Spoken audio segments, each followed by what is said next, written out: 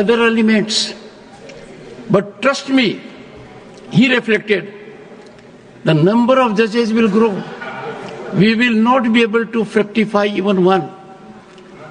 On placatory mechanisms, on appeasement, which is often known as freebies, this House needs to deliberate.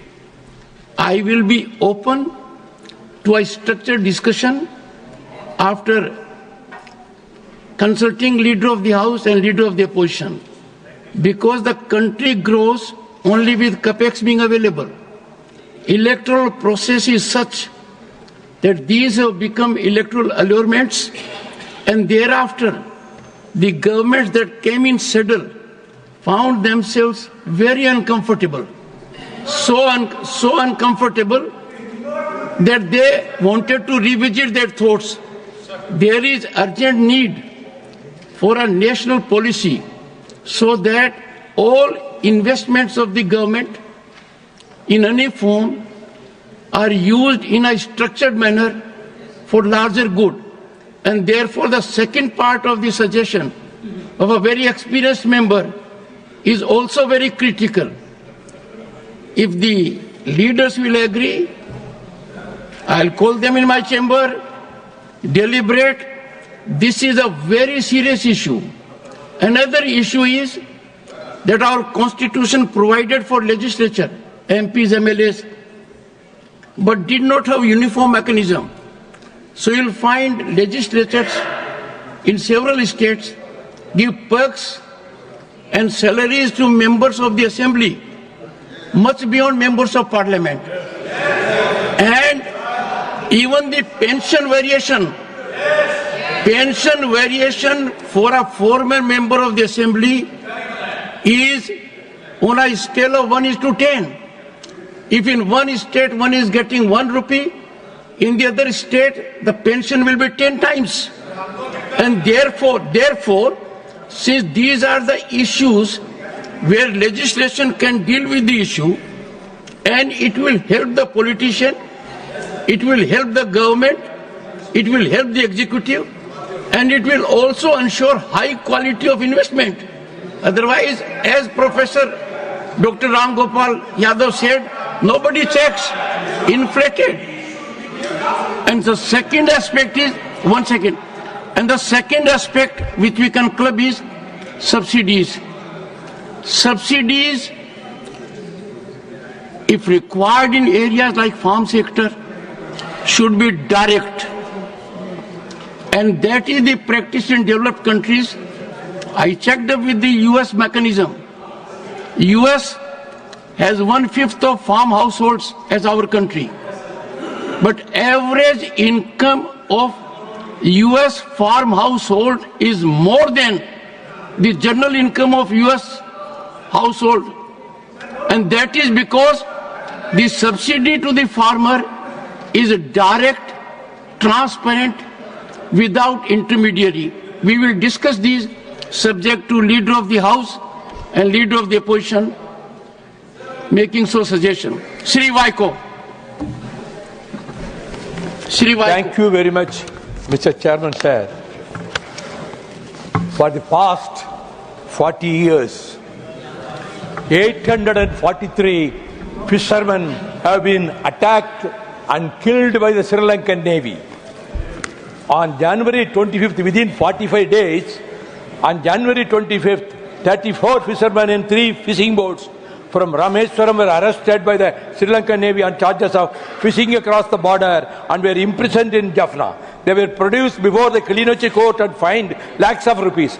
Those who could not pay the fines have been re-imprisoned by the Sri Lankan government. On 2nd February 25, more than 1,000 fishermen went to sea in numerous fishing boats. Among them, 10 fishermen from Tangachimadam were fishing a fishing boat of the Gulf of Mannar when the Sri Lankan Navy arrested them and confiscated the fishing boat. On February 19th, the Sri Lankan Navy again arrested 42 fishermen for crossing the border and imprisoned them. 8 boats were also confiscated. I would demand action should be taken to stop the inhuman actions of Sri Lankan Navy, which wants to destroy our fishing industry. Fine. What for our Navy is sitting like a lamb duck in the ocean? What for? We are also taxpayers to the Indian government. Yes. The Tamil fishermen are the orphans. Are the orphans of the world. Every 40 years, 843 fishermen have been killed by the Sri Lankan Navy. And our Honorable Finance Minister also spends her time, meets them. Mr. Jaisankar meets them. For what purpose our Prime Minister is going to Sri Lanka? To express condolences to the Sri Lankan government and the Navy. What for he is going? Every day, no day passes without any attack. Even today in Rameswaram, Thangachimadam, thousands and thousands of fisher women and men are struggling and they are demanding justice from the government of India. Our Chief Minister, Mr. Stalin, has met the Prime Minister and he has met the External Affairs Minister and wrote several letters. But all are going to the dustbin. This is the way in which the Delhi government, the central government, is treating the people of Tamil Nadu, the citizens of India, fishermen. And hereafter at least, you don't go there. You call them here. Unless you stop this, whether any one time the Indian Navy fired any single shot when they came in, they never cared for them. The Sri Lankan Indian Navy people are collaborating with the Sri Lankan Navy officials. This is going on. Therefore, in whole of Tamil Nadu, we feel we have become totally orphaned by the treatment of the Indian government. I am so thankful you did. Thank you, Mr. Vaiko. Madam, please. Senior member Vaiko speaks a lot with emotion, and we are sympathetic and we understand his concern. But just that one line, which I think he said with anger, should be reconsidered. It's not right. Indian Navy collaborates with the Sri Lankan Navy to harass our fishermen. Please. We will make all efforts. In fact, I'll take this opportunity to remind this August House that in 2014, this is a response to 0 hour. Whichever member said that, I would submit to you. In 2014, sir, it was Honorable Prime Minister who directly spoke to the Sri Lankan government on resumption of office here, on becoming the Prime Minister, and brought those fishermen who were sent to the gallows by the Sri Lankan courts and the Sri Lankan government were brought back alive to India by the efforts made by the Prime Minister, who had just then become Prime Minister. And therefore, let it be sure here that there is no effort left out without trying to help our fishermen. Every time there is a crisis, the Foreign Affairs, External Affairs Minister and the Prime Minister himself. I fully recognize the concern of Vaiko, but on this one line, I would seek the chairs, to remove that line. That's not done. Yes, it will be removed. अपनी सेना के संबंध में किसी तरह की इस तरह की टिप्पणी सही नहीं है. बड़े सीनियर सदस्य mister Vaiko. Please, Sri Raiga Krishnaiya, concern over challenges faced by Kendriya Vidyalaya and Jawahar Navodaya Vidyalaya. Mr. Raiga Krishnaiya. Respected Chairman, in Kendriya Vishwavidyalaya, large number of teaching vacancies are there. So far, some of them are appointed on contract and outsourcing basis. I request the government to appoint on regular basis, because Kendriya Vidyalaya also allowed 10 members admissions to MPs. Recently, it was removed. I request the government restore the same to the MPs, as because number of public relations persons are there. Some genuine students, orphans, disabled, and like that, so many members are there. They are not giving admissions. So, restore the 10 members per Kendriya Vishwavidyalaya, Kendriya schools. At the same time, in central universities, there is no large number of vacancies are there. But more particularly, Hyderabad Central University, the university land is much enough. So there should be a research center should be established, and that university should be extended in multi-faculty. So I request the government, the Central University of Hyderabad should be extended and open more research centers, more particularly engineering, and there is no engineering faculty. There is science, there is limited science faculty. रायगा जी, आपका विषय है concern over challenges faced by केंद्रीय विद्यालय and Jawahar Navodaya Vidyalaya, not Hyderabad विश्वविद्यालय. Please speak on the subject. Jawahar Vidyalaya also, there is no permanent regular staff. I request the government, yes, in Andhra Pradesh, the 13 districts were divided to 26 districts. But extra districts, those who formed recently, the districts were not sanctioned Jawahar Vidyalaya, Jawahar Navodaya Vidyalaya. So I request the government to establish, sanction the 13 Navodaya, Jawahar Navodaya schools to newly formed districts. Thank you. Shri Manas Ranjan Mangraj ji, demand for measures to regulate fishing activities in Chilka Lake. Honorable Deputy Chairman, sir, I rise today to draw the urgent attention of this House to the alarming issue of illegal fishing in Chilka Lake. As Asia's largest brackish water lagoon, Chilka is a unique ecosystem where fresh water from rivers and saline water from the sea come together, creating a dynamic habitat for a diverse range of fish species. Many of these species, including khonga, crab, kundal and prawns, are seasonal migrants that play a crucial role in maintaining ecological balance. Sir, however, illegal and indiscriminate fishing by certain groups, including non-local fishermen, is severely threatening this delicate ecosystem. These groups engage in large-scale fishing indiscriminately, catching fish eggs and juvenile species, which disrupts the natural breeding cycle. Additionally, illegal prawn farming in the lake is causing serious damage, degrading water quality and leading to the decline of native fish populations. The renowned khonga fish, a world-famous delicacy from Chilka, is now at risk due to over-exploitation. Honorable Deputy Chairman, sir, it is our duty to safeguard this natural treasure. I urge the government to take strict measures to regulate fishing activities, enforce bans on illegal prawn farming, and ensure that local traditional fishermen are not displaced.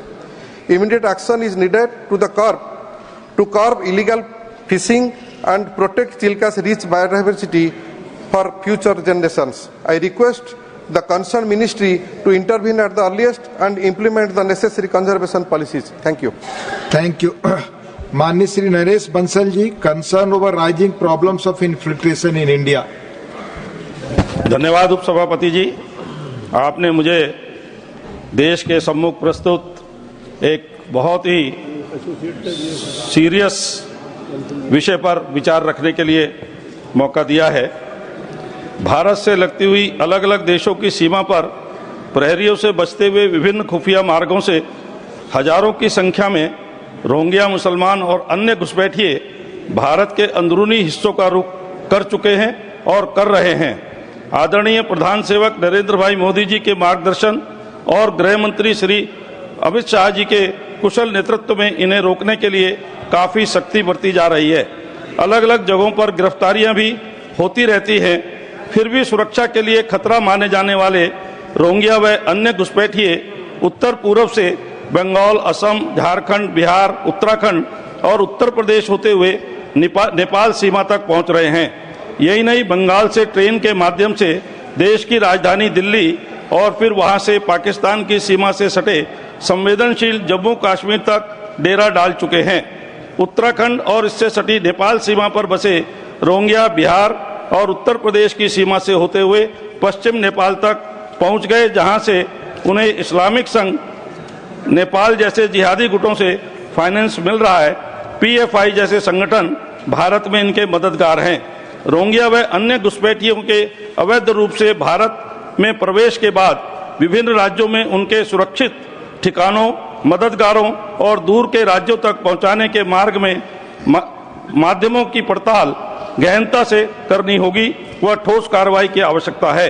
Bharat में अपनी गहरी जड़ें जमा चुके Rohingya मुसलमान और अन्य घुसपैठिए यहाँ के जरूरी दस्तावेज भी हासिल कर लेते हैं।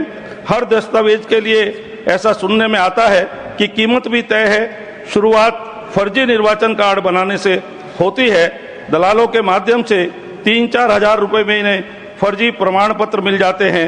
आज के समाचार पत्र में यहाँ तक छपा है कि कॉरपोरेट ऑफिस के रूप में इस प्रकार के दलाल काम कर रहे हैं, जो इनको पूरी सहायता देते हैं सीमा पर। कुछ पकड़े गए घुसपैठियों से मिली जानकारी के मुताबिक निर्वाचन कार्ड के लिए 5,000 रुपए, राशन कार्ड के लिए 10,000 रुपए, आधार कार्ड के लिए 25,000 रुपए, पासपोर्ट के लिए 1 लाख रुपए तथा नेपाल पहुंचाने के लिए इनको रुपए देने पड़ते हैं। उत्तर प्रदेश के रायबरेली से में फर्जी जन्म प्रमाण पत्र बनाने के मामले में नए खुलासे हाल ही में हुए हैं।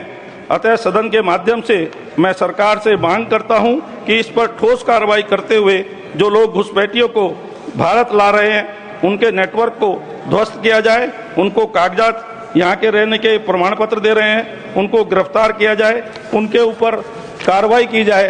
यहाँ तक महोदय कि Shah institute of nuclear physics के पास तक ये पहुँच गए हैं। विधान निगम।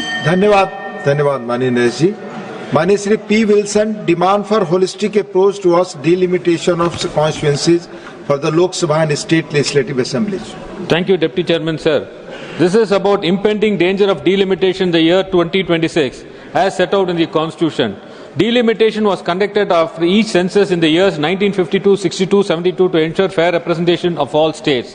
However, a significant disparity appeared. While some states embraced family planning policies, others ignored the issue, allowing their populations to grow unchecked, and therefore to address this inequality, the 42nd Constitutional Amendment frees delimitation based on 1971 census data for 25 years, thereby safeguarding states that manage their population from losing political influence.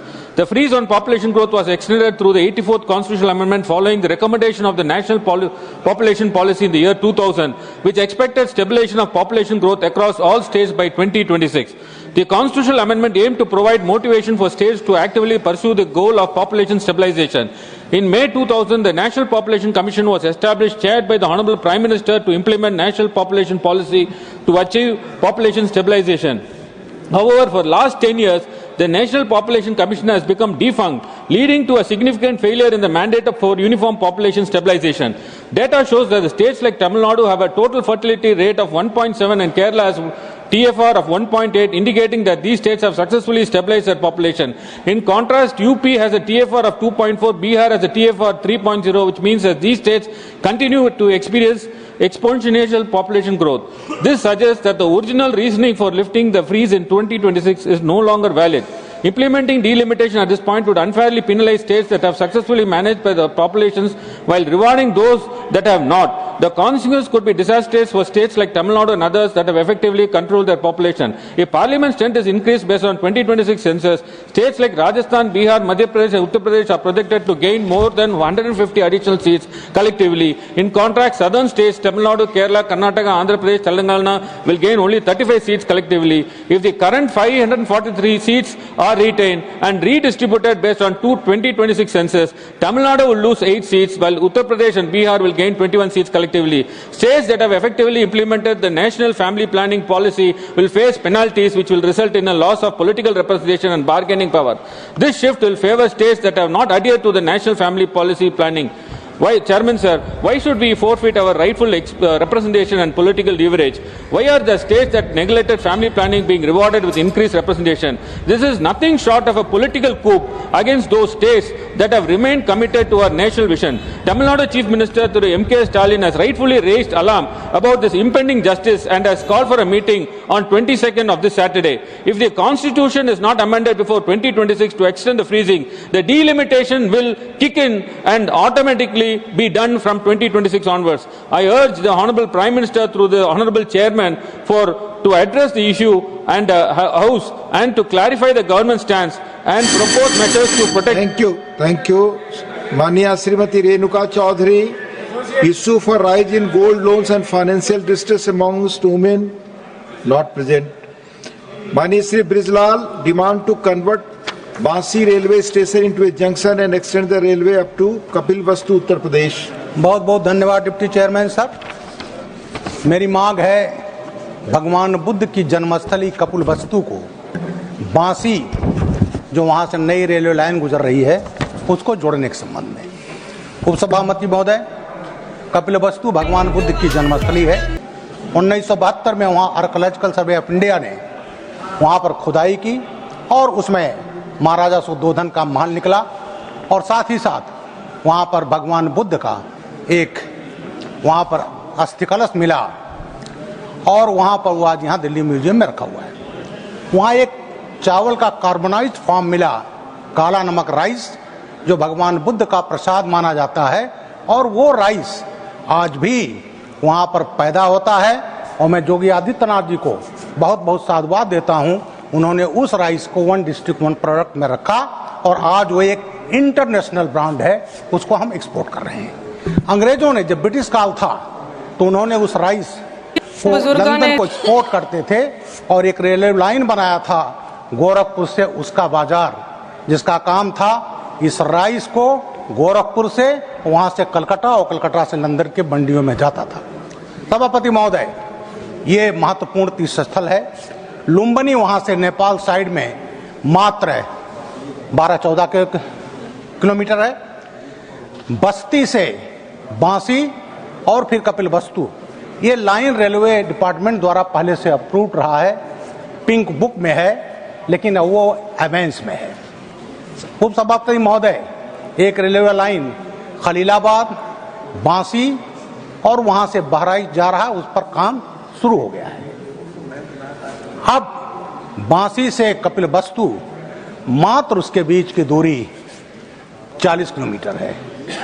मैं आपके माध्यम से rail मंत्री जी से अनुरोध करना चाहूँगा कि वो जो लाइन खलीलाबाद बांसी होते बहराइच जा रही है, बांसी को जंक्शन बनाया जाए और बांसी जंक्शन से कपिलवस्तु को जोड़ा जाए, जिससे दुनिया भर के जो भगवान बुद्ध के अनुयायी हैं, बुद्धिस्ट हैं, उस तीर्थ स्थल पर जा सकें। उससे उनको सुविधा मिलेगी ही, साथ साथ हमारे पर्यटन को बढ़ावा मिलेगा और वहाँ से जो लुम्बिनी जाने वाले लोग हैं, जो आज वहाँ से एरोप्लेन से भैरवा आते हैं, वहाँ से आते हैं, उनको सीधे सुविधा मिल जाएगी। भगवान बुद्ध की स्थली पर कपिलवस्तु जाएंगे और कपिलवस्तु से सीधे लुम्बिनी चले जाएंगे। इससे हमारा जिला जो सिद्धार्थनगर एक पिछड़ा जिला है, उसमें पर्यटन को बढ़ावा मिलेगा और साथ ही साथ बुद्धिस्ट टूरिस्ट को वहां जाने में सुविधा मिलेगी। Thank you sir. धन्यवाद। माननीय Shri A Rahim, demand to address the plight of India's gig workers. Thank you, sir. Sir, as we know that lakhs of Indian youths are working in Swiggy, Zomato, Uber. Sir, I would like to bring the attention in the guest house regarding the plight of the Indian youth which working in the gig economy and the platform economy. Sir, according to the 2022 report by Niti Aayog, there is a projection that gig workers is expected to expand to 2.35 crore workers by 2029 and 30. This means the gig economy will become a major part of the Indian job market, sir. Sir, I would like to draw the attention of this guest house to the unbelievable exploitation faced by platform workers. Sir, companies do not even consider them as workers, denying them from bare minimum wages, sir. Sir, Swiggy, the famous food delivery apps, called them partners, and Rapido, the taxi service app, calls them captains. Sir, we don't want ornamental wage, sir. We want dignified life and dignified salary. Sir, we do not want ornamental wage, sir. Sir, the union government should draft legislation to recognize them as workers and ensure the basic rights Sir, the stagnant wage, sir. Sir, workers often face fluctuating and inadequate earnings due to arbitrary algorithms and a lack of transparency in payment structures, sir. Sir, for instance, delivery and driver workers are not adequately compensated for rising fuel costs or inflation as per kilometer charges remaining stagnant, sir. Sir, additional levy from customers. Sir, we all order or food or service different apps and platforms levy additional charges on customers, such as surge fees during the peak hours, rain charges during the bad weather, and late night fees. But sir, these poor workers who toil regardless of rain and shine, day or night, do not receive money collected in their name. Sir, there is no legal mechanism in India to regulate this or ensure fairness, sir, in this regard, sir. Sir, absence of physical presence of the companies. Sir, the absence of a physical office or representative in many states make it difficult to workers to resolve disputes or seek redress for grievance. So I would like to urge upon the government will ensure accountability and provide workers with a physical point to conduct for grievance redressal, sir. Sir, gig workers, especially delivery personnel, face significant occupational hazards, including road accidents and exposure to extreme weather conditions. Yet they are not covered under any proper health or accident insurance scheme. Thank you, Renji. माननीय Shri Aditya Prasad, demand to establish a new AIIMS hospital in Ranchi. बहुत बहुत धन्यवाद आदरणीय उपसभापति महोदय. माननीय उपसभापति महोदय, मैं सबसे पहले देश के यशस्वी प्रधानमंत्री आदि नरेंद्र मोदी जी के प्रति आभार प्रकट करना चाहता हूं कि झारखंड जैसे राज्य में देश आजाद होने के बाद पहली बार राज्य के देवघर में एम्स स्थापना करने का कार्य किया है. साथ ही साथ राज्य के विभिन्न 5 जिलों में नए मेडिकल कॉलेज खोलने का काम किया है. लेकिन महोदय, झारखंड राज्य की राजधानी रांची, जो कि उसके अगल बगल विभिन्न जिले आते हैं, जिसमें बहुत घनी आबादी निवास करती है. साथ ही साथ झारखंड राज्य के सीमावर्ती क्षेत्र बिहार, बंगाल, उड़ीसा, छत्तीसगढ़ जो सीमावर्ती क्षेत्र है, इन राज्यों की भी बहुत बड़ी आबादी इस क्षेत्र में निवास करने का कार्य करती है. और यह क्षेत्र घनघोर जंगल, नदी नाला से आच्छादित क्षेत्र है, जिसे गंभीर बीमारियां होने से गांव के गरीब लोगों को बहुत सारी सुविधा आदरणीय मोदी जी दे रहे हैं. लेकिन बेहतर सुविधा के लिए या तो दिल्ली आना पड़ता है, जो कि दिल्ली आज लोग आ नहीं सकते, जिससे काफी कठिनाइयों का सामना करना पड़ता है. देवघर जाते हैं लोग, वहां भी दूरी होने के कारण चाईबासा जैसे सुदूर सिमडेगा, लोहरदगा, गुमला जैसे, लातेहार जैसे जिले के लोग नहीं जा पाते हैं. इसलिए आदरणीय उपसभापति महोदय, आपसे मेरा आग्रह है कि रांची जैसे राजधानी में एक नए एम्स का स्थापना करने का कार्य किया जाए, जिसे वहां के शोषित, वंचित, गरीब क्षेत्र में आदिवासी, पिछड़े, दलित, साथ ही साथ अन्य समाज के लोग बड़ी संख्या में रहते हैं. तीन लोगों को स्वास्थ्य बेहतर सुविधा देने के लिए रांची जैसे राजधानी शहर में एक नया स्थापना एम्स का किया जाए, यही मेरा आग्रह है. बहुत बहुत धन्यवाद. धन्यवाद. माननीय Shri Subhashish Khuntia, demand to rename Puri railway station as Shri Jagannath Dham Puri railway station. जय Jagannath. Jai Jagannath. Thank you, Deputy Chairman sir, for giving me the opportunity to draw your kind attention for renaming of Puri railway station as Sri Jagannath Dham Puri railway station. Sir, Puri is known for Mahaprabhu Lord Sri Jagannath, and it is one of the 4 dham as a holy place of pilgrimage and spirituality, as well as international tourist hub. Sri Jagannath Dham Puri is not only famous in India but across the globe also, sir. Lord Sri Jagannath is the cornerstone of Odisha's cultural identity. The influence reverberates through Odia art, music, culture and literature. The reverence for the Lord is woven into the very fabric of Odisha. Puri is also a tourist destination where lakhs of people comes to Puri every day for holidaying. UNESCO heritage site Konark Sun Temple, which is 35 kilometers from Puri, and Asia's biggest Chilka Lake is 50 kilometers away, are also the major tourist hub of international attraction. This renaming is aimed at strengthening the cultural and religious connection associated with Puri. also enhancing the visibility of the city's spiritual importance on the national and international stage.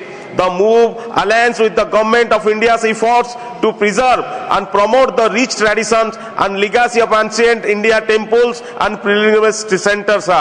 Your noble effort would be a great reverence to the Lord and will enhance the pilgrimage experience for devotees visiting Puri and contribute to the further growth of spiritual tourism in Odisha. Jai Jagannath, Bande Utkal Janani. धन्यवाद। माननीय श्री मोहम्मद नदीमुल हक demand to eliminate GST on life and health insurance products to make it more affordable. Thank you, sir. Sir, the insurance penetration in India is just 4%. Globally, this number is at 7%. This government has a habit of penalizing our country's middle class